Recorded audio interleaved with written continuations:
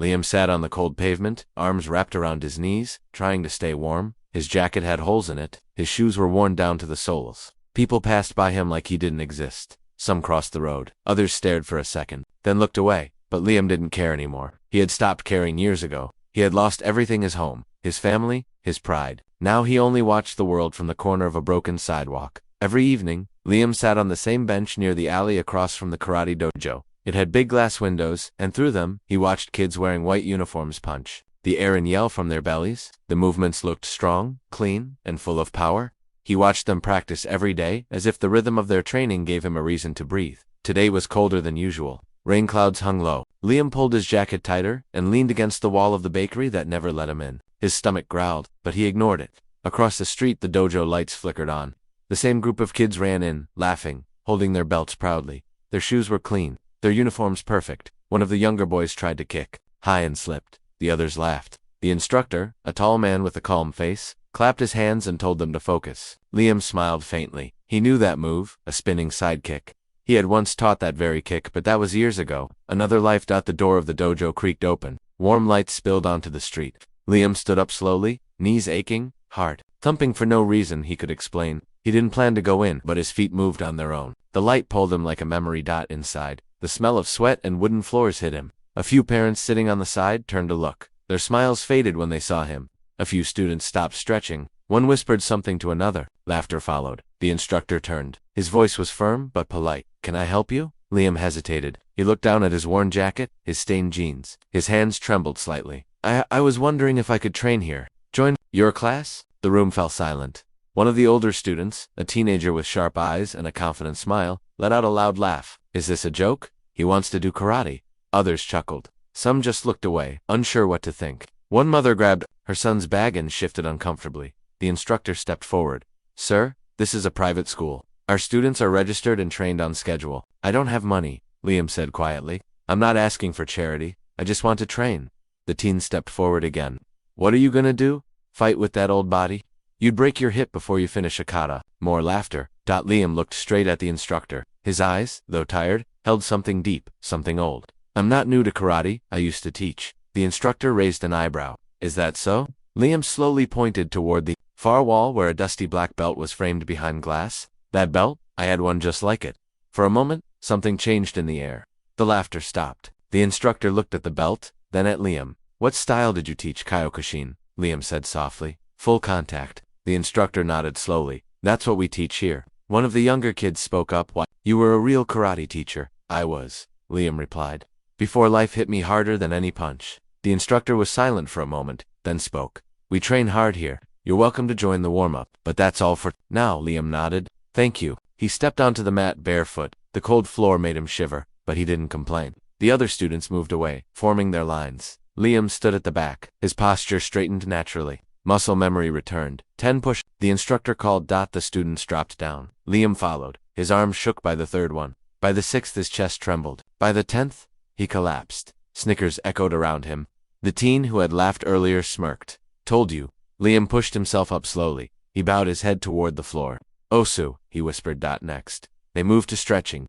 Liam followed. Each motion with effort. His body didn't move like it used to. Every stretch felt like pulling rubber bands too far. But he didn't stop. Sweat rolled down his face. His breath grew louder. Still, he didn't stop. After an hour, the session ended. The students bowed and clapped for each other. Liam stayed in the back, panting quietly. The instructor walked over and handed him a towel and a rice ball wrapped in plastic. Liam looked at it, surprised. "You'll need energy if you plan to come tomorrow," the instructor said. Liam looked at him, then down at the rice ball. "Thank you," he said softly. He had not tasted a warm meal in days. The teen, standing nearby, rolled his eyes. He's not seriously gonna let him come back. The instructor turned to the teen. "Respect is part of training, Kenta. If you can't offer that, then you haven't earned your belt." Kenta scoffed and walked away. Liam bowed deeply. "I won't waste your time." The instructor looked him in the eye. "Then be here tomorrow. On time and clean." That night, Liam found a public bathroom. He scrubbed his face with cold water. He tried to clean his shirt the best he could. He sat under the bridge, holding the rice ball but not eating it right away. He stared at it as if it were gold. Finally, he closed his eyes and took a bite. It was the first meal that had tasted like hope. The next day, he came earlier. He stood outside until the door opened. Some students ignored him. Others watched. Curious. Inside, Liam trained again. He fell. He slipped. His hands bled, but he kept standing back up. After the class, he found a paper belt tied around his waist. It was a joke. Someone had written garbage belt on it. He didn't tear it off. He bowed to it. A small girl named Iko came forward quietly. "You can have my old white belt," she whispered. "It's clean." Liam looked at her, emotion rising in his chest. "Thank you," he said, voice cracking. For days, the same routine followed. Train fall, stand, sweat, eat a single rice ball. People still laughed. Some even recorded him secretly. But slowly, something began to shift. One evening, while Liam cleaned the floor after practice, the instructor said, "There's a city tournament next month. Students are allowed to sign up." Liam looked up. "I'd like to try," he said. Silence again. Kenta burst out laughing. "You compete. You'll be knocked out in 10 seconds. The instructor didn't laugh. "It's open to all. If he wants to compete, he can." Kenta shook his head. "Then I hope I get to fight him first." Liam smiled, not in anger, not in fear, but in quiet determination. The room slowly emptied. Liam stood alone, looking at the list where names were being added. He picked up a pen with trembling fingers and wrote, "Liam S." As he put the pen down, a breeze blew through the open door. He looked at the empty mat. And bowed. The journey had just begun. The sun had not even risen when Liam opened his eyes. He had spent the night curled up near the bus stop, using a torn blanket he had found behind a dumpster. The ground was cold and rough. His back hurt. But in his heart, there was something new, a small spark, a reason to get up. He stood, stretched slowly, and brushed dust off his pants. His muscles still ached from the last class. His arms felt like rubber, his legs heavy. But he didn't mind the pain. He welcomed it. Pain meant progress. He walked slowly to the public fountain and washed his face. Then he took out a bar of soap someone had given him weeks ago and scrubbed it. His hands, he tried to clean his clothes as best as he could. The white belt Iko had given him was folded carefully in his pocket. He had held on to it like it was the most valuable thing he owned. Maybe it was as he walked to the dojo. Some people stared. A few recognized him. One man whispered to another, "That's the homeless guy trying to learn karate." The other replied with a laugh, "Must be filming a movie or something." But Liam didn't look at them. He walked straight to the dojo.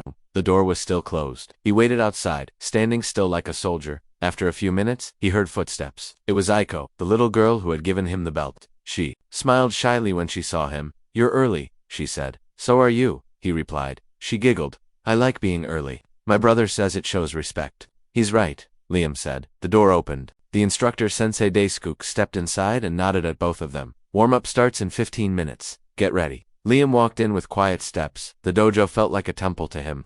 A place where he could remember who he used to be and maybe find a way to become someone new. As the other students arrived, Liam stood at the back as usual. Some ignored him. Others still gave him strange looks. Kenta, the teen who always laughed, walked past him and muttered, "Better stretch those bones, old man. You're gonna need it." Liam didn't reply. The class began. They went through punches, blocks, and footwork drills. Liam tried to follow every move. His body was slow, his arms less steady than the rest, but his form was clean. He didn't joke, he didn't slack off. Every move he made had focus, purpose. After drills, they moved to sparring. "You'll work with partners today," Daisuke said. "Rotate after every round."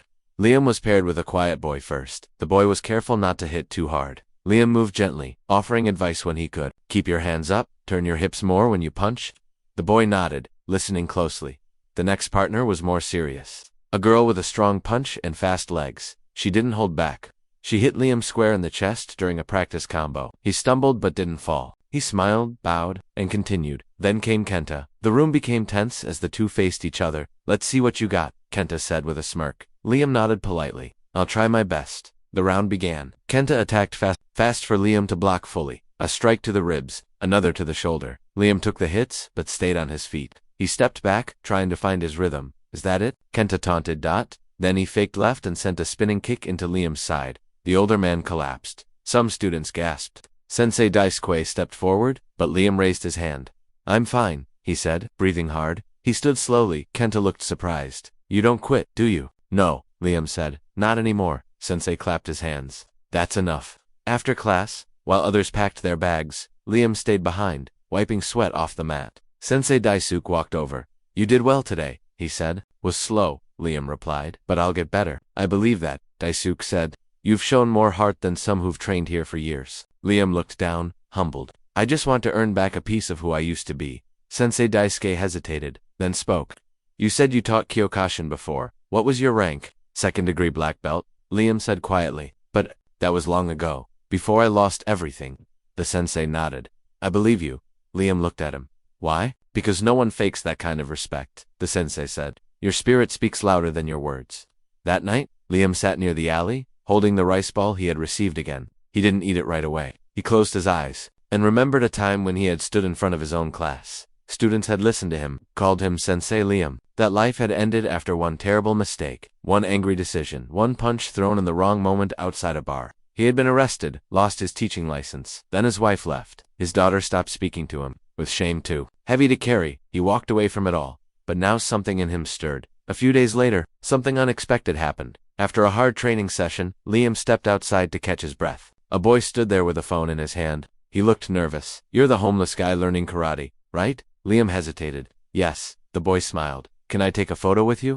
Liam was confused. Why? You're kind of famous. Someone uploaded a video of you training last week. It got thousands of views. People are saying you're like the karate grandpa. Liam didn't know what to say. The boy snapped a photo, waved, and ran off. Inside, Kenta had heard the conversation. He laughed. So now you're a celebrity. Better not let that go to your head, Grandpa. Liam smiled softly. Popularity isn't power. It's just noise. That response made Kenta pause, but only for a second. We'll see if you're still smiling at the tournament. That evening, as Liam left the dojo, he noticed a woman standing across the street. She had a coat with the hood up, but something about her stance seemed familiar. He looked again, but she turned and walked away before he could say anything. That night, Liam couldn't sleep. He kept thinking about the tournament. He had signed up, but had no idea how he would even reach the competition if he didn't have bus fare or clean clothes. And then, he thought about that woman. Could it have been her? His heart began to pound. No, it couldn't be. She had left him years ago. Still, the way she turned her head, Liam sat up in the darkness. A breeze blew in through the cracks of the old wooden shelter he had found for the night. The city was alive with noise. But inside Liam's chest, silence grew, not the silence of loneliness, but of something coming. A moment that would test everything he had left. Inside him, he had chosen to walk back into the world. But the world wasn't done testing him yet. The rain came down hard that morning. Cold, steady, the kind that sank deep into your skin. Liam sat under the bus shelter, shivering. His thin blanket was soaked. His shirt clung to his back, but he didn't move. He just stared at his hands. They were bruised, calloused, the knuckles scraped raw from training. Yet he held them out in front of him like they were unfamiliar, like he was trying to remember what they were once capable of. He hadn't eaten the night before. He had saved the rice ball Sensei Daisuke gave him, but gave it to a woman carrying a baby outside the train station. Her eyes had been tired. Liam knew that kind of hunger. He knew that silence behind her smile. So, he gave it away, and told himself he'd be fine. But now he felt the ache. His stomach growled loud. Still, he stood up slowly. He couldn't miss training. The tournament was just 2 weeks away. When he entered the dojo, water dripped from his clothes. A few students turned and looked at him with wrinkled noses. Kenta gave a mocking sniff. Smells like the sewer joined our class. Liam said nothing. He walked to the far end of the mat and bowed deeply. Sensei Daisuke watched quietly, then called everyone to form lines. Today's training was harder. They drilled non-stop, kicks, punches, sweeps. Liam struggled to keep up. His movements weren't as sharp as the others, but every time he fell, he got back up. Every time he stumbled, he caught himself. His breath was loud, heavy, but he didn't stop. During sparring, he was paired again with Kenta.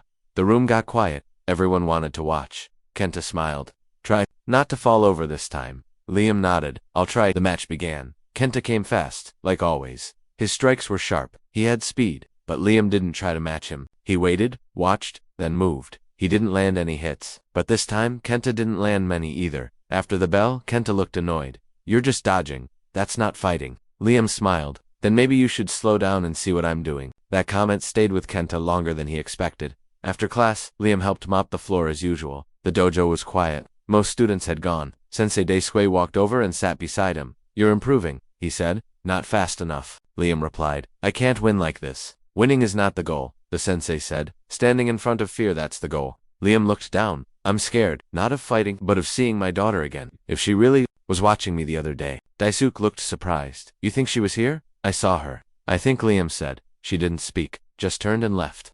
You're sure it was her? I don't know, Liam whispered. It's been so long. There was a pause. Daisuke spoke gently. Maybe she needs to see who you've become, not who you were. Liam nodded slowly. The next day, something strange happened. A delivery man walked into the dojo and called Liam's name. Confused, Liam stepped forward. The man handed him a small box and left. Inside was a new GI white karate uniform. Clean, crisp, folded neatly. And on top, a note. You looked better than all of them. Keep going. There was no name. Liam's hands trembled as he held the cloth. He stared at it like it was gold. Kenta saw it and rolled his eyes. What's next? A black belt in the mail too. Aiko stepped forward and said softly, maybe someone believes in him more than you do. Kenta turned to her. You don't know him. He could be lying about everything. I know he trains harder than all of us, she said. Even you. Kenta walked away without replying. That evening, Liam wore the new uniform for the first time. It fit him well. Not tight, not loose. When he bowed at the start of class, something inside him felt still, focused. For the first time in years, he felt like he belonged somewhere. After class, Daisuke handed him a flyer. This is the tournament bracket. You're in the first match.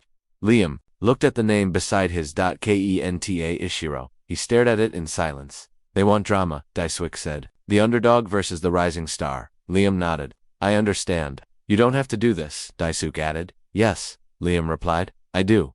That night, Liam couldn't sleep.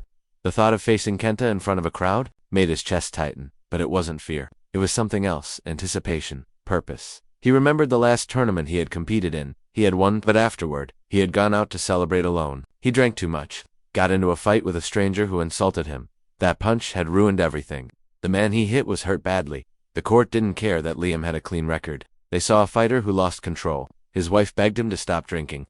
He didn't listen, so she took their daughter and left. Now, he had a chance. Not to undo the past, but to stand tall again, even just once. The day of the tournament came fast. The gym was crowded. Banners hung from the ceiling. Cameras flashed. Families cheered. Liam stood in the corner, alone. He had no fans, no team, just his breath and his will. Kenta stood across the mat, stretching. He looked confident, ready. His friends were behind him, laughing and slapping his back. A referee called them to the center. Fighters bow. They bowed. Ready. Liam nodded. The bell rang. Kenta charged like a storm. Fast kicks, loud shouts. Liam blocked, ducked, moved. The crowd was surprised. Liam wasn't falling. He wasn't fighting back hard either, but he was holding his own. Kenta grew frustrated. He swung wild. Liam stepped aside, dodged, countered with a clean shot to the ribs. The crowd gasped. Kenta stumbled back. Then he smiled. So you do know how to hit. He came again. Harder. Liam focused. He blocked, took some hits, landed a few. Not strong ones, but clean. The bell rang. First round over, people clapped. Second round began. Kenta was aggressive. He wanted to end it. He faked a kick, then sent a punch to Liam's chest. Liam absorbed it, then returned a knee to Kenta's leg. The crowd was getting louder now. Couldn't believe what they were seeing. The homeless man wasn't just surviving, he was fighting. The final round came.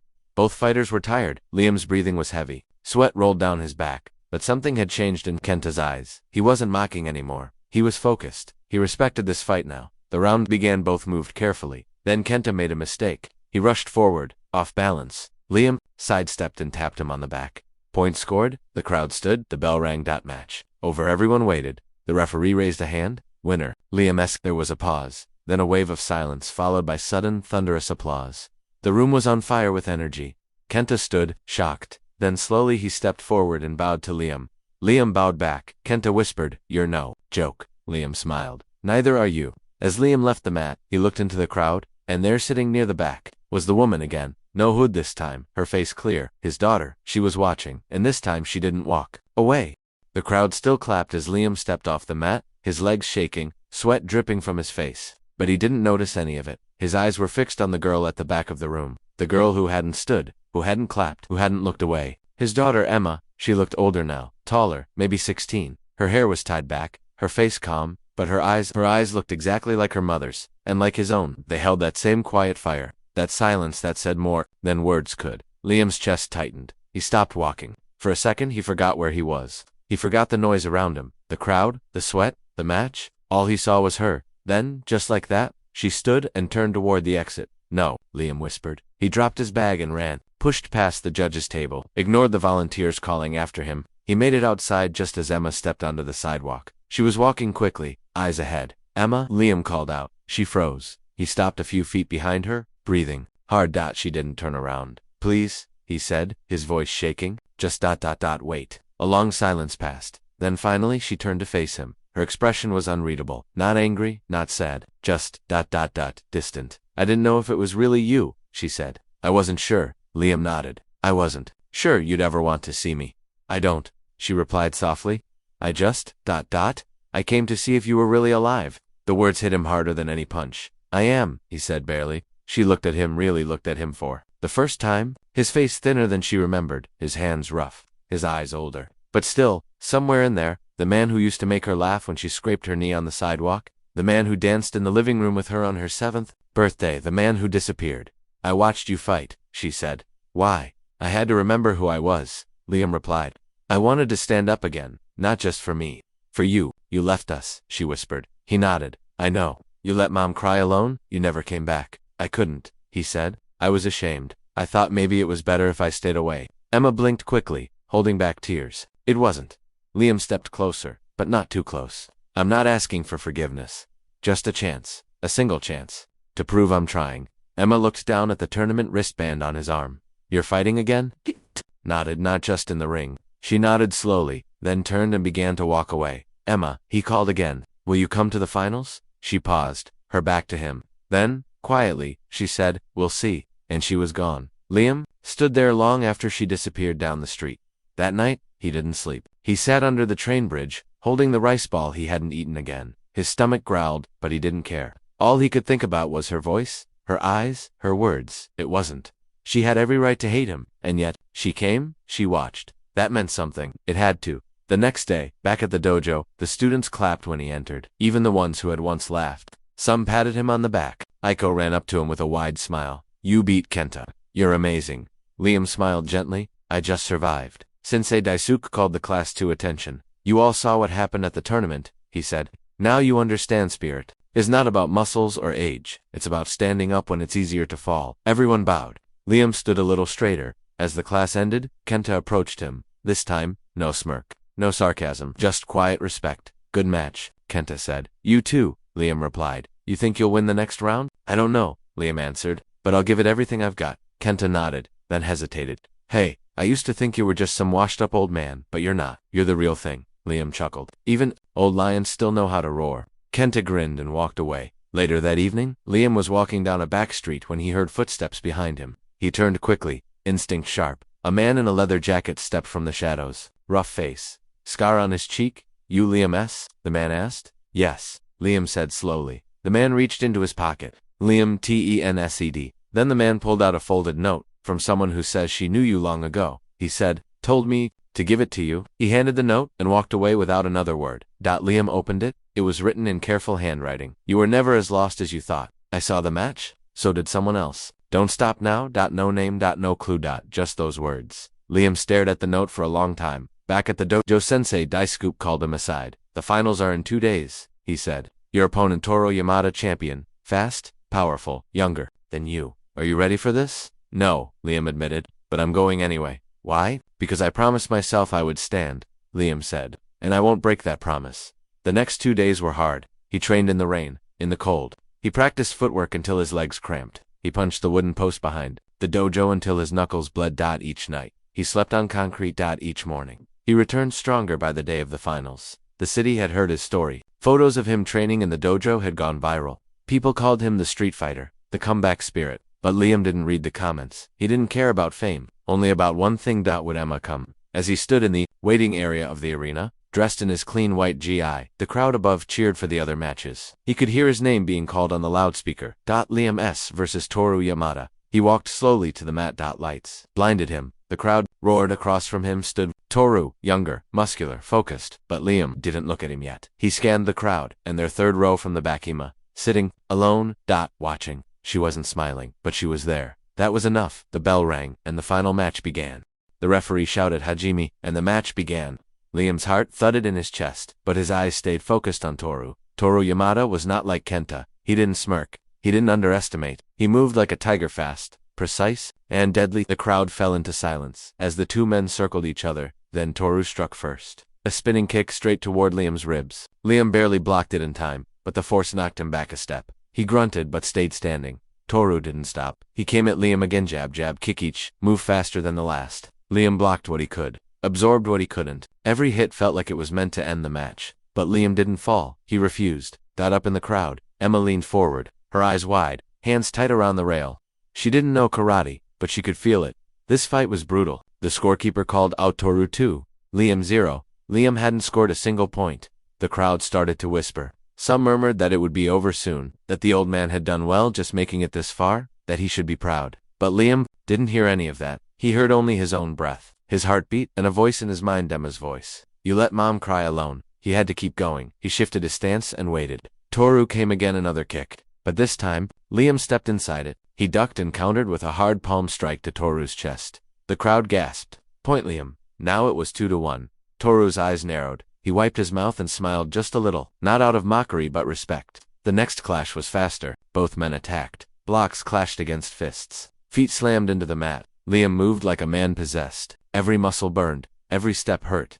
But he didn't stop. He scored again, 2-2. The crowd was no longer whispering. They were screaming. They were standing. Even Emma rose to her feet. Then it happened. Toru faked a right punch, then launched a low sweep. Liam's foot was caught. He hit the ground hard. The air flew from his lungs. The referee called pause. Toru stood still. He could have hit Liam while he was down, but he didn't. He waited. Liam slowly rose. His lip was bleeding. His arm stung, but he nodded. Ready. Final point. This was it. The crowd went silent. The referee called again. Hajime. Toru moved first. Liam didn't. He waited, watched. Toru stepped forward. He jabbed. Liam blocked. Toru faked a kick. Liam didn't bite. Suddenly Toru charged. But Liam had seen it. He stepped sideways, turned, and used Toru's own speed against him. He grabbed his GI and swept him off balance, pushing his palm into Toru's chest and sending him stumbling back. Toru's foot touched outside the mat. The bell rang. Match over. The crowd exploded. Liam stood there, chest heaving. Hands low. He didn't raise his arms. He didn't shout. He just turned his eyes to the crowd. Emma was gone. His heart dropped. But then she appeared at the stairs. She was walking toward him. People moved aside as she passed. All eyes turned. Liam froze. She stepped onto the mat, faced him. You won, she said, her voice calm but trembling. Liam nodded. I did. You were amazing, she said, her voice cracking. He didn't say anything, just looked at her. Then she stepped forward and hugged him. For the first time in years, tears fell down Liam's face. Down Emma's too. No words. Just that moment. The audience stood in stunned silence. Even Toru bowed his head in respect. A photo was taken. Then Liam, the homeless fighter, hugging his daughter, sweat and blood on his face, peace in his eyes. It would go viral hours later, but for Liam, it meant only one thing. He wasn't alone anymore. Later, in the locker room, Sensei Daisuke entered. You've come far, he said. Liam bowed deeply. Because of you. No, Daisuke replied. Because of you. He handed Liam a folded paper, a letter. What's this? Liam asked. From the tournament council, he said. They saw your story. They want to sponsor you. If you accept ... you can train full-time travel, compete nationally, professionally. Liam stared at it. I'm too old. Tell that to the man who beat Japan's best today, Daisuke said. Liam didn't answer. He was still thinking about Emma. Outside. Emma waited by the door. She held a small bag. He stepped into the sunlight. You didn't have to stay, he said. I wanted to, she replied. Then she held out the bag. Mom sent this. She saw the match. She cried. Liam took it slowly. Inside was a fresh t-shirt, a sandwich, and an old photo. Him, his wife, and baby Emma. Back when things were okay, she said. You can come for dinner if you want. Liam couldn't speak. Emma smiled. It's not forgiveness, not yet. But it's something, he nodded. That's more than enough. They began to walk. No destination. Just father and daughter, for the first time in years. But as they turned the corner, a man stepped out of a parked car. Black suit, sunglasses. Official, he asked. Liam stopped. Yes. The man flashed a badge. Detective Hashimoto, Tokyo Police. Emma froze.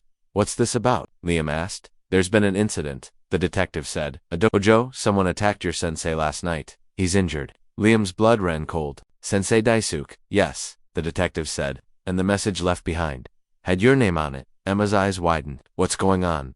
Liam clenched his fists. Who would do that? The detective looked serious. That's what we're here to find out. He handed Liam a paper and image of a wall, spray-painted in red. He's not one of us. Liam stared at it. I think, the detective said slowly, someone didn't like that you won. The wind picked up. The world, once calm, now felt uncertain again. Liam looked at Emma. I need to go. I'm coming with you, she said without hesitation. He didn't argue, because now, he wasn't fighting alone. The police car moved fast through Tokyo's narrow roads. Liam sat in the back seat, staring at the passing lights. Emma sat beside him, holding his hand tightly. Neither of them spoke. Too many questions hung in the air. What happened to Sensei Daisuke, who had attacked the dojo? Why did they leave Liam's name on the wall? Liam's thoughts ran wild. He kept seeing the red paint in his mind. He's not one of us. It wasn't just an attack. It was personal. When they arrived at the dojo, it was surrounded by police tape. Officers moved in and out. A few students stood outside, some crying, others silent. Liam stepped out of the car. Emma followed close behind. Detective Hash led them inside. The smell of smoke and blood hit them immediately. Mats were torn, training gear thrown everywhere, mirrors broken. On the far wall, the red message still burned bright. He's not one of us. Liam felt a chill crawl up his spine. In the office room, Sensei Daisuke lay on a small hospital bed, a bandage on his head, bruises on his arms. He looked up as Liam entered and tried to sit. No, Liam said, rushing to him. Please, don't move. Daisuke smiled weakly. You won your match. You made me proud. Liam sat beside him. What happened? Daisuke's voice dropped. They came in the night. For men, they wore hoods. I didn't see their faces, but they spoke English. They were angry. One said you didn't belong, that you made a mockery of real fighters. They smashed everything, beat me, then left that message. Emma clenched her fists. This is a hate crime. The detective nodded. We believe it's connected to the tournament. Jealousy, maybe, or racism, or both. Liam stood, his hands shaking. I thought I'd left that world behind. The hatred, the violence. I came here to find peace, but it followed me. Emma placed a hand on his arm. No, Dad, you didn't. Bring this. They did, and we'll stop them. Just then, one of the officers entered, holding something. Detective, we found this under the bench in the locker room. It was a phone. Cracked half-dead. Hashimoto turned it on. A video began to play. Shadows moved. Voices spoke. He thinks he's special, beating a real Japanese fighter like Toru. He's a joke. Another voice added, this is our art, not his. Liam's face tightened. The detective paused the video. We'll trace the voices, maybe get some leads. Liam took a deep breath. I want to help. Hashimoto looked at him. You're not a cop. No, Liam said, but I'm the reason they came. Let me talk to Toru. Maybe he knows something. Later that night, Liam and Emma visited Toru's dojo. Toru greeted them with a respectful bow. I heard about Sensei Daisuke. I'm sorry. Liam nodded. Do you recognize the voices in this video? Toru listened carefully. His face changed. I know one of them. The deep voice? That's Masato. Who's Masato? Emma asked. A former student, Toru said. He was expelled for violence. He hated outsiders. Even me. Sometimes, Liam's eyes narrowed. Where is he? Now? No one knows, Toru said. But he once trained in a secret group. Underground fighters. No rules. No honor. Toru gave them an address. An old warehouse by the docks. The next morning, Liam stood outside that warehouse. He wore his GI belt tight around his waist. Emma stood behind, nervous. Are you sure about this? She asked. They could hurt you. They already hurt people I care about, he said. I need answers. Emma handed him a small necklace. Mom gave this to me. It's yours now. Liam took it and smiled. Thank you. Inside the warehouse, the air was thick with smoke and sweat. Men trained violently, no pads, no protection. Blood stained the mats. A man with scars on his face watched from the corner. You lost, old man? He asked. Liam stepped forward. I'm looking for Masato. The man grinned. You found him. Liam didn't waste time. Why did you attack my dojo? Masato laughed. Because you're a joke. A homeless foreigner thinking he can win here. This is our country, our art. Liam's eyes didn't blink. You were once a student. What happened to your honor? Masato spat. Honors for weak men. Liam dropped into a stance. Then come and prove it. A circle formed. Masato charged. Fast, brutal. Liam blocked, countered, hit back. The crowd roared. Masato swung wildly, aiming for Liam's head. Liam ducked and struck his ribs. Masato grunted, then kicked hard. Liam flew back, but stood again. The fight raged on. Liam took a hit to the jaw. Blood filled his mouth, but he kept moving. He remembered Emma's eyes, Daisuke's words, his own shame. He couldn't lose.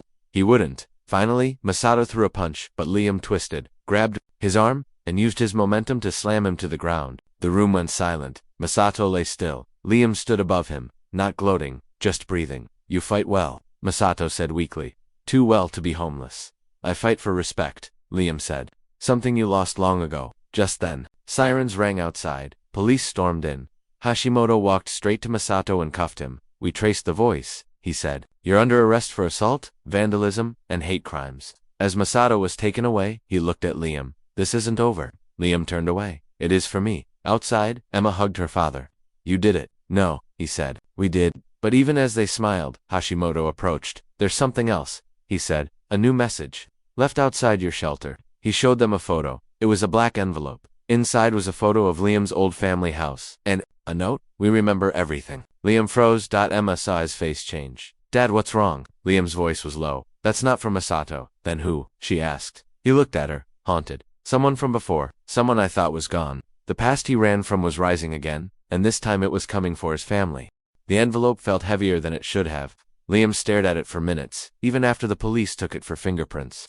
That old house in the picture, it wasn't just a building. It was the place where his life had ended and begun again. The home where he lost everything, the past he had buried in another country, another life. Now someone had dug it back up. Emma stood next to him, confused and scared. Dad, what does it mean? Liam didn't answer right away. He was remembering the last time he had seen that house, flames rising, sirens screaming, a woman's voice yelling his name before everything turned black. He finally spoke. It means someone knows who I was before. Someone who should not know. Detective Hashimoto crossed his arms. You said this isn't connected to Masato. No, Liam said. This is older, deeper, more dangerous. Then who is it? Emma asked. Liam looked away. His name was Vincent Kane. The name felt sharp on his tongue. A name from his American past. A man he once trained with. A man who destroyed lives with a smile. He was my student, Liam said. Back when I was a sensei in Boston. He was talented, but dark. Obsessed with control. He hurt people during training. Didn't follow rules. When I expelled him, he swore he'd ruin me. Emma looked horrified. What happened to him? He kept his word, Liam whispered. My dojo caught fire 6 months later.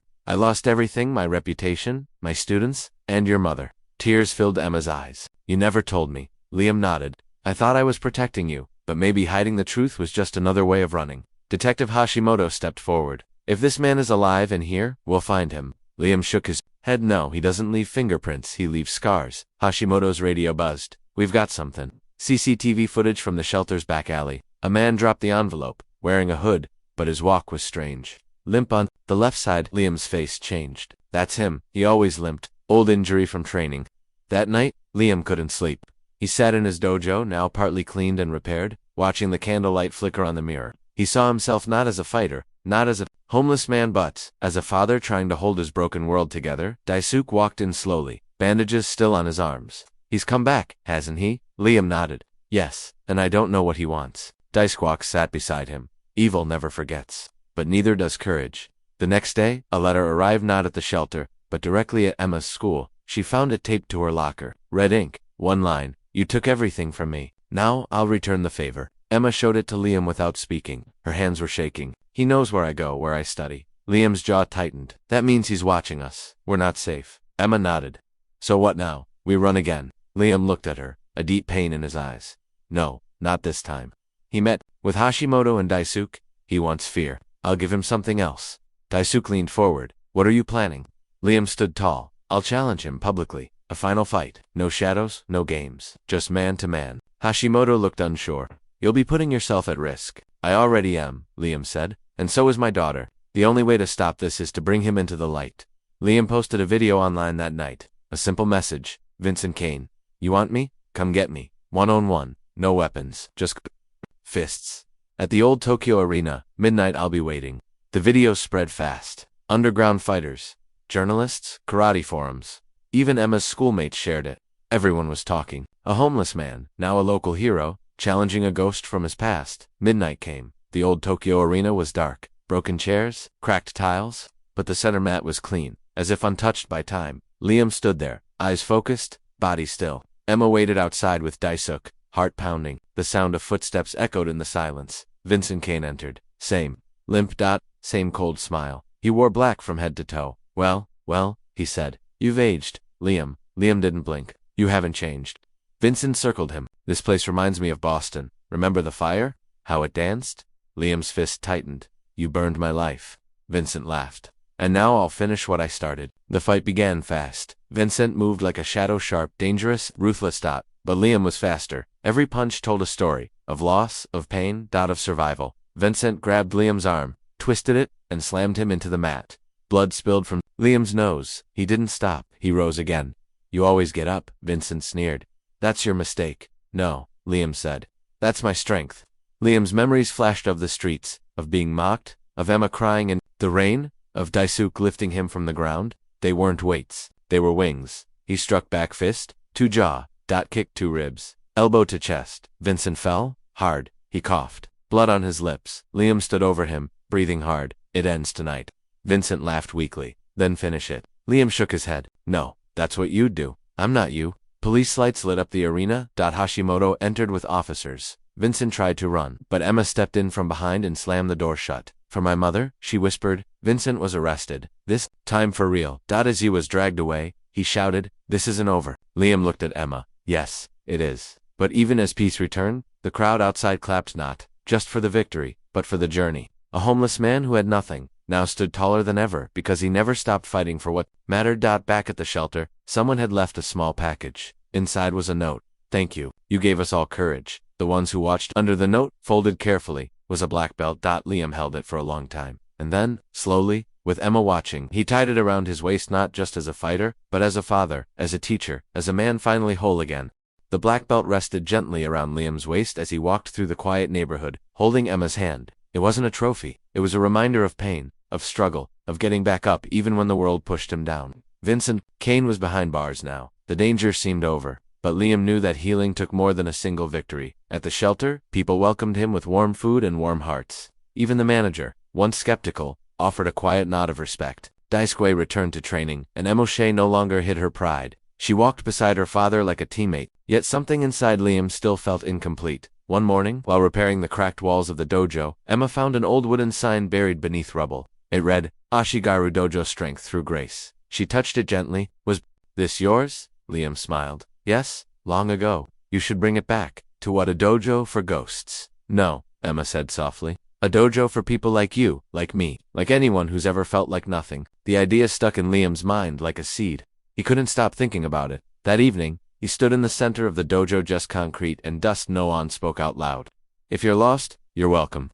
If you've fallen, I'll teach you how to stand again. And just like that, Ashigaru Dojo was reborn. Word spread quickly through the streets. The homeless, the rejected, the bullied, the broken.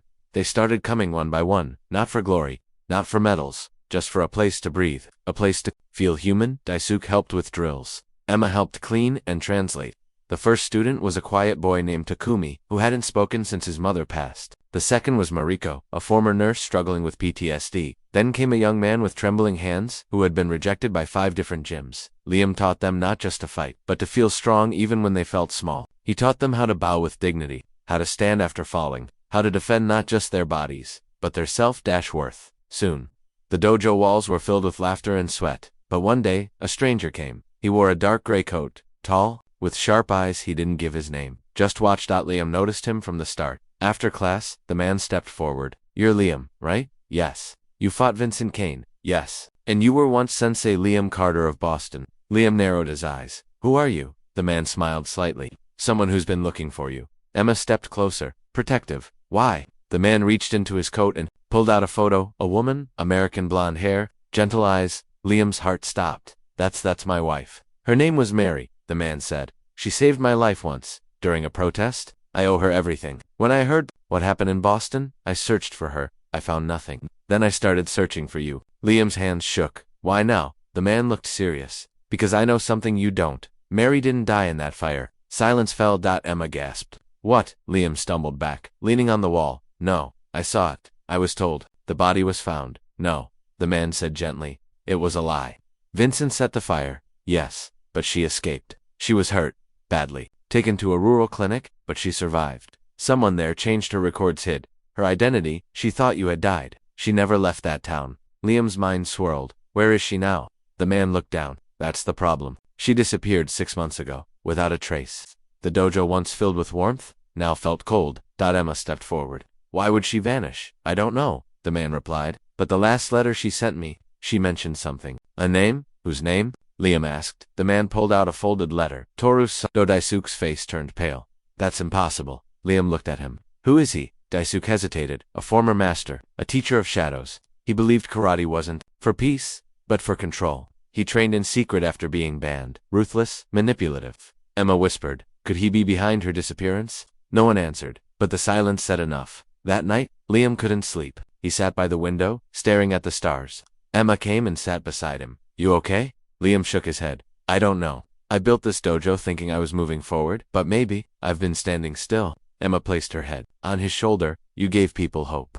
That's not standing still. That's leading. The next morning, a new student arrived. A girl with bruises on her face, no shoes, and fear in her eyes. She didn't speak, just bowed. Liam accepted her in silence. She moved like someone who had learned pain early. During practice, she blocked Liam's strike perfectly. Not just instinct. Training. Liam paused. Who taught you? The girl stayed quiet after class. Daisuke whispered. Her stance. Her blocks there from Sano's style. Liam's eyes narrowed. Then she's not just lost. She's a message. But from whom? And why now? He sat with her after class, gently, calmly. What's your name? She whispered. Aya. Who taught you to fight? He said I would know when to tell you. Liam's blood turned cold. Someone was watching again. Thought the past hadn't just returned, it had moved inside his dojo, and he didn't know if he was protecting his students or putting them in danger. He looked at Emma, who had heard it all. She didn't flinch. She stood tall. Whatever's coming, we face it together. Liam nodded, but deep inside, he feared the storm ahead, because if Mary was alive, and Sano was involved, then the battle ahead wouldn't just be physical, it would be for the soul of everything Liam had rebuilt. Liam stood in the corner of the dojo, his eyes locked on Aya. She was cleaning the mats with silent grace, her movements sharp and controlled for a beginner. Every gesture, every breath, it was deliberate. Trained. Emma sat near the old tea kettle, watching too.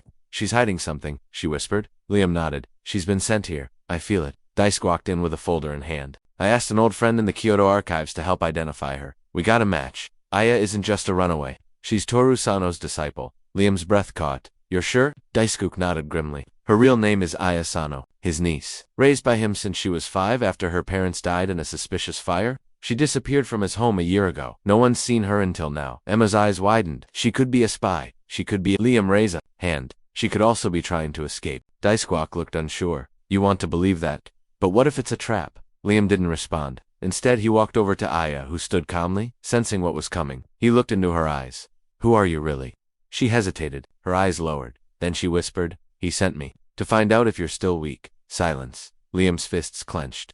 He wants to fight. Aya shook her head. No, he wants to break you, like he breaks everyone. From the inside. Why? Tell me this now, Liam asked. She looked up, tears in her eyes. Because I don't want to help him anymore. Daisuke stepped forward. Then help us stop him. Aya backed away. You don't understand. He's not just dangerous. He's everywhere. He has men, influence. Yes, even in this city. I came here to hurt you. But, watching them laugh, learn. I remembered who I used to be. Before he twisted me. Liam's voice softened. Then stay. We'll protect you. No, she said firmly. You don't get it. You can't protect me from him. The only way he'll stop is if you face him. But this time, it's not just your fight. The door burst open. 2 masked men entered, fast and silent. One grabbed Emma. The other rushed toward Aya. Liam reacted instantly, sweeping the attacker off his feet and pulling Emma back. Daisuke tackled the second. But the man kicked free and threw a smoke bomb. Chaos. By the time the smoke cleared, the attackers were gone. Aya had a knife wound on her shoulder. Emma was shaken but safe. Blood ran down Aya's arm, but she stood still. He warned me this would happen if I spoke to you. Liam helped her sit. We need answers now. Aya looked at him with steady pain. He has your wife. He's using her to draw you in. He wants the world to see you fall. Emma gasped. She's alive. Yes, Aya said. But she's not the same. He's broken her mind. She doesn't know who she is anymore. She thinks he saved her. She thinks you abandoned her. Liam's legs gave way. Emma knelt beside him. What do we do? Aya whispered. There's one way to reach him. He's hosting a private underground martial arts event in 3 days. Only fighters he chooses can enter. He expects you to come. Then I will, Liam said coldly, and I'll bring my truth with me. The dojo turned into a storm of preparation. Daisuke trained Liam with fierce energy. Emma practiced her own defense, refusing to be helpless again. Aya, despite her injury, showed them Sano's favorite techniques, how he moved, how he struck. One night, as Liam wrapped his hands in cloth, Emma sat beside him. Dad, if we don't win, then we die trying, he said. But I won't let him control us anymore. The morning of the tournament came. A black car arrived at the dojo. Inside, a card waited. 1 fighter only. No seconds. No weapons. Come alone, Aya stepped forward. I can get you inside. But once you're in, you'll be alone. Liam nodded. Tell him I'm coming. That night, under a red sky, the underground event began. It was held beneath an old abandoned hotel, concrete halls filled with lights and cameras. Crowds of rich spectators whispered and placed bets. But this wasn't sport. This was theater. Sano stood above it, all tall, thin, dressed in black, a strange calm in his cruel eyes. Next to him, shackled and distant, stood Mary, her face blank, her eyes dashed lifeless. Liam walked in slowly. Toru's voice echoed, Ah, the fallen warrior returns. Do you come to beg, or to bleed? I came to bring her home. Toru smiled. Then a bell rang. The first fighter approached, a beast of a man, tall as a wall. Fists like bricks. The fight began. Liam dodged, struck, ducked. The man was fast, but Liam was faster. With a sweeping kick and a crushing elbow, he dropped him. The crowd roared. More fighters came. 2, 3, each more brutal than the last. Liam fought through them all. Blood on his face, pain in his ribs, but fire in his soul. Finally, Toru stood. Enough. You want her? Face me. Liam nodded, but Mary cried out. No, stop. Liam froze. Toru turned to her, amused. So you remember? She blinked. I don't know. I know him. Liam's voice cracked. Mary, it's me. Liam, you're not broken. He just wants you to believe you are. She trembled. Toru struck Liam hardwice in the chest. But Liam didn't fall. He stood and spoke loud. You trained in fear, I trained in love. And then he struck. Not just with strength, with truth. Every move was fueled by memory, by Emma, by the dojo, by hope. Toru faltered. Mary screamed Liam. And something inside her shattered. The memory returned. She stepped forward. Her chains dragged, but her eyes were clear. Liam. Toru panicked, reached for her. Liam grabbed his wrist midair. Not anymore. He twisted. Toru collapsed. Silence, then Mary cried. And Liam held her. The crowd watched, but no one clapped because it wasn't just a fight, it was a return, a redemption. And as the guards rushed in, Aya stood in the shadows and smiled, because the real war was just beginning. Police sirens echoed above the old hotel as Liam, holding Mary in his arms, stepped out into the cold night. Aya followed closely, her eyes scanning the rooftops, alert for any danger. Emma ran across the street, tears falling freely as she wrapped her arms around her mother. Mom, is it really you? She whispered. Mary touched Emma's cheek, her fingers trembling. I remember your face, your voice. I dreamed about you in the dark. Liam looked into Mary's eyes. You're safe now. He can't hurt you again. But Aya's voice cut through the moment. Not yet. Sano has people. That place was only one of many. He was building something bigger, a network of fighters, controlled, blackmailed, paid. This isn't over. The media exploded the next morning. Homeless man defeats underground fight kingpin. Family reunited in shocking martial arts showdown. Karate saved the man, it's saving others too. The story spread like wildfire across the internet. TV stations requested interviews. Influencers made reaction videos. People cried watching the final match. Many said they'd never seen something so real. But with the fame came danger. Liam's dojo, once ignored, was now flooded with people. Some came to train, others came just to stare. Some came with good hearts, some didn't. One man stood outside the dojo, in a dark coat. Daisuke spotted him first. That guy's been there for hours. Watching, Liam stepped out and approached. Can I help you? The man handed him a black envelope. They know you broke the chain. They want it rebuilt. You'll hear from us. He walked away without another word. Inside the envelope, a photo of Mary, from 5 years ago, with Sano smiling. Mary's hands trembled as she looked at it. He used to show me these, made me believe I loved him. Liam crushed the photo in his hand. Aya spoke quietly. This is the backlash. You embarrassed them, now they'll use shadows to hit back. Later that night, the dojo held a meeting. Emma, Daisuke, Aya, Mary, and Liam sat around the small table. Rain tapped softly on the roof. We can't fight everyone, Emma said. We need to be smart. Liam nodded. I didn't come this far to turn the dojo into a battleground. But we can't ignore what's coming. Aya placed a folded map on the table. There are 5 major underground dojo chains, all inspired by Sano. One is in Osaka, another in Berlin. A third just opened in New York. They recruit orphans, outcasts, and runaways. Just like he did. Daisuke frowned. They'll want revenge. But also fear. You beat their leader. Mary suddenly spoke. What if we take the spotlight and use it for good? People are watching now. What if we train others, not just in fighting, but in finding their voice? Emma smiled like a ripple. Like how this dojo changed our lives. Liam looked at the team. Then we begin. Not as warriors, but as builders. They launched a small online channel the next day, Silent Room Dojo, where pain ends and power begins. The first video featured Liam talking about his homeless journey. How he was laughed at, ignored, treated like trash. How the dojo changed him. How he forgave but never forgot. That video hit 1 million views in a week. Messages poured in. I'm 16 and alone. Can I train with you? Your story made me stand up to my abusive dad. You gave me a reason to live. But among the comments, something darker appeared. You think you're the only one who suffered. Let's see you fight someone who hasn't been broken. We're watching. Emma grew nervous. Are we painting a target on our backs? Aya nodded. Yes, but it's the only way to change things. Meanwhile, Mary began healing. She sat with Emma each morning, sipping tea, teaching her breathing techniques. Liam watched from a distance, heartful. He knew her mind still carried shadows, but the light was growing. One evening, Mary approached Liam quietly. I want to help too, she said. He looked at her gently. You already are. No, she said. I want to speak to others like me, women who are controlled, broken. I want to tell them they can come back. And so she did. Her first video, They Took My Mind, But Not My Soul, went viral. Overnight, millions watched as Mary, voice shaking but strong, told her story. About waking up in a strange place. About losing her memory. About a man who called himself savior but acted like a god. The world listened, and something happened. Women began speaking up. One by one, then hundreds. A global conversation began, but deep in a dark room across the ocean, a different conversation took place. A man in a suit stood before a wall of screens. On one of them, Liam's face filled the frame. On another, Mary's video played. The man turned. He's disrupting the balance. Exposing us. This dojo must fall. A voice in the shadows replied, let me handle it. Back in Liam's dojo, everything seemed calm. Until one night, after training, a package was left at the door. Inside, a broken belt. The same color as Liam's, and a note. For every truth you tell, one lie will return. Emma's eyes widened. Is this a threat? Aya examined the belt. No, it's a challenge. Someone wants to face you, a fighter. Someone from Sano's inner circle, maybe his last secret. Daisuke added, it could be someone stronger than him. Liam's jaw tightened. Then, I'll be ready. But deep down, he knew this wasn't just another fight. This was the final gate. A ghost from the past, a secret never spoken, a shadow that knew his deepest fear. He stepped outside, stared at the empty street, and whispered to himself, whatever you are, I'm not afraid anymore. But even as the wind howled gently through the trees, a voice echoed in the darkness, from somewhere unseen, you should be. The dojo felt colder that morning. Even though the sun rose like every other day, something had shifted in the air.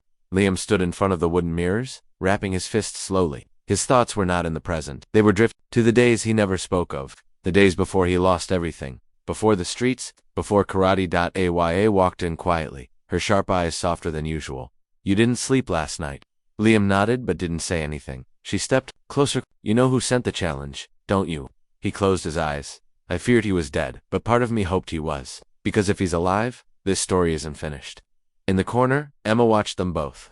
She had never seen Liam like this. He had faced monsters in the ring, stood strong in court, held her mother in his arms, but now, he looked like someone carrying a storm inside his chest. Mary stepped in too, her voice, quiet and careful. He was part of your old life. Liam turned. He was my brother.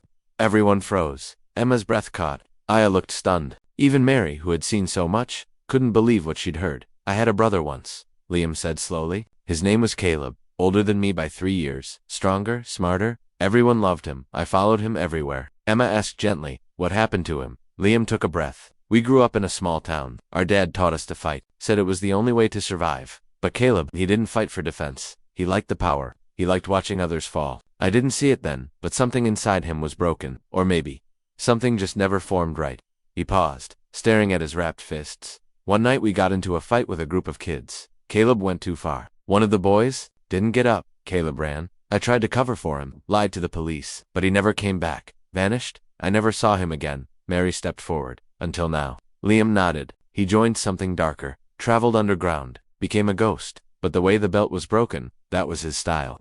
The message to Cold, personal, he wants a fight, but not in the ring. He wants to break what I built. Aya sat down. This changes everything. He's not just a fighter. He knows your soul. Daisuke entered just then, holding a laptop. We have something footage. He played a short clip, a dark dojo, a man in a black GI standing still, surrounded by shadows. Then, a voice. He says he fights for the weak. But I remember who he really is. Tell Liam, I'm coming to remind him. Though the man's face was hidden by a hood, the voice was clear, low, deep, familiar. Liam nodded. It's Caleb. The team sat in silence. Then Aya said, if you don't fight him, he'll come for others. Mary whispered, then we prepare.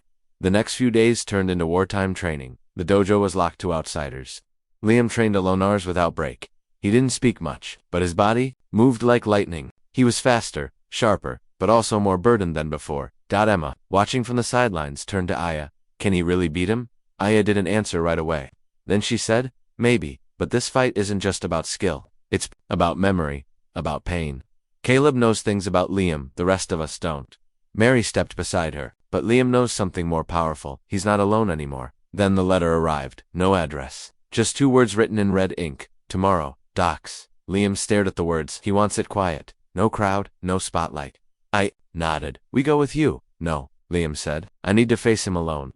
Mary walked to him. You're not that boy anymore, Liam. You're not his shadow. He smiled faintly. I know, but this isn't for revenge. It's for peace. The next night, the docks were silent under the moon. Liam arrived first. The sea crashed gently. Against the wooden planks, the air smelled of salt and cold metal. Shadows danced between broken containers and rusted chains. Then a figure stepped from the dark, tall, lean, hooded. Liam took a breath. Caleb. The hood dropped. It was him. Older, scarred, his eyes still full of the same fire but colder, wilder. You look different, Caleb said, smiling. But that sadness in your eyes. Same as always. I'm not sad, Liam replied. I'm done running. Caleb circled him slowly.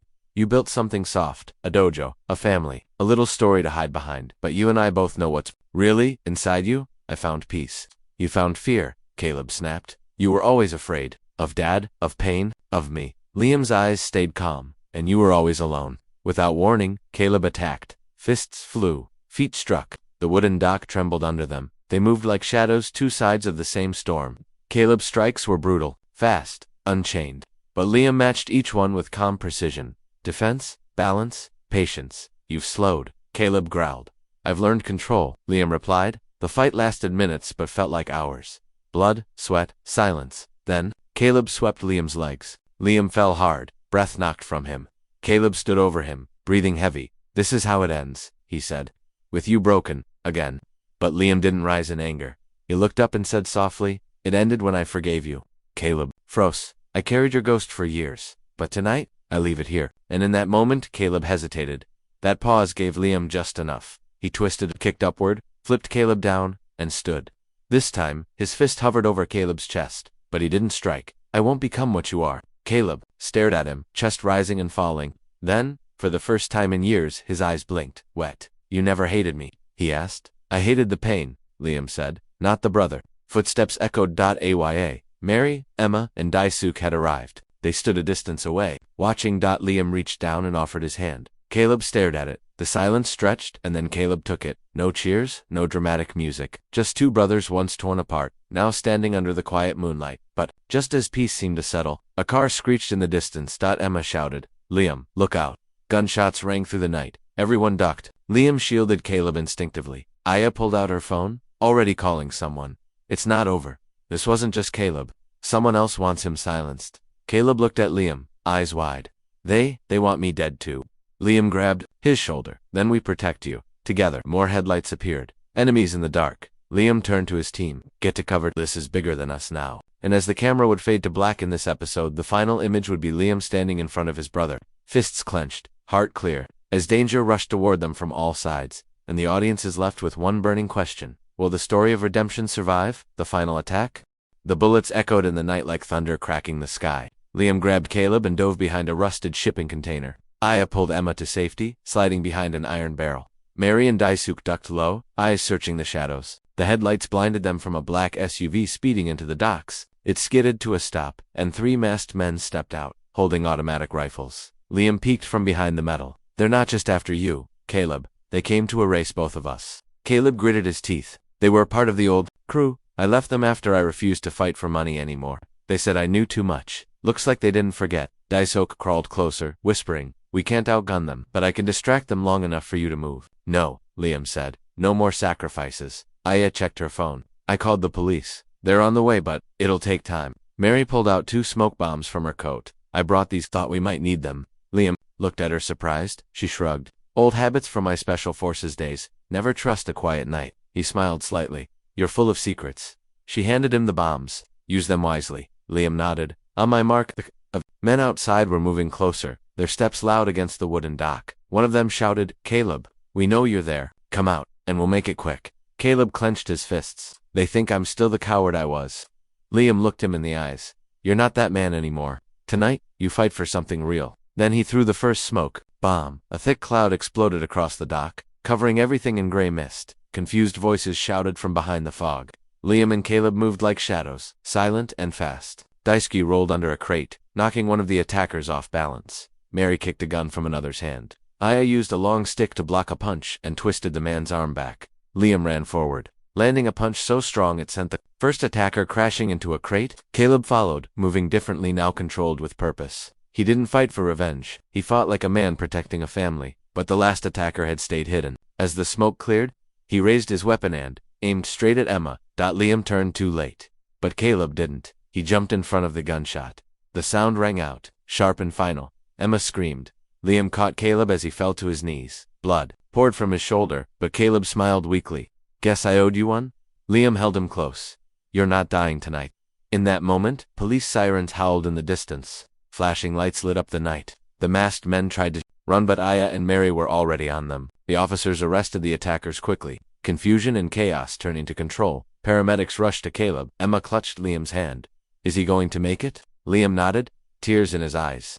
He's stronger than he's ever been. Later, at the hospital, Caleb lay unconscious, bandaged but breathing steadily. The team sat outside, silent. Then a nurse came out. He's stable. He asked for you. Liam walked into the room slowly. Caleb looked at him, his face pale but eyes clear, he whispered. I thought I was your worst mistake, but you turned me into your second chance. Liam sat beside him. We both needed saving. Caleb smiled faintly. What happens now? Liam looked out the window. Now, we build something better. A week later, the dojo reopened. But something had changed. People no longer saw it as just a karate school. It became a place of stories where broken people found healing, where ex-cons trained beside teenagers, where trauma was turned into power, pain into discipline, and fear into strength. Liam stood before the class, wearing a black belt with a red stripe. His GI had a new patch, 2 fists joined together. One for him, one for Caleb. Emma stood beside him, now a brown belt. Her eyes shone with quiet pride. Aya smiled from the side, arms crossed, a rare glint of emotion in her usually serious gaze. Mary handed out warm tea to the parents watching. Daisuke filmed the session with a camera, capturing what he called the rebirth of something bigger than fighting. Caleb, still healing, stood in the back of the room. His arm was in a sling, but he bowed with the others.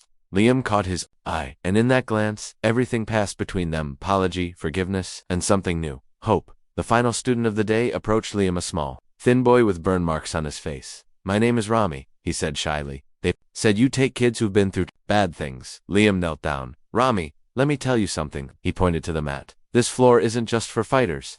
It's for survivors. It's where we learn that falling down isn't the end, getting back up is. Rami smiled. Then I want to learn. Liam helped him onto the mat. You've already taken the first step. Outside, the sun began to set, but inside the dojo, something brighter burned. Liam stood tall, looking over his students, his friends, his brother. He had once been a man with nothing, homeless, broken, laughed at for dreaming. Now, he was the reason others dared to hope again. Because in a world that tried to silence him, he fought back with honor. And the final voiceover of your video could say, he came with scars, was mocked, rejected, and almost erased. But he chose to fight not with hate but with heart. And in doing so, he became the warrior he was always meant to be.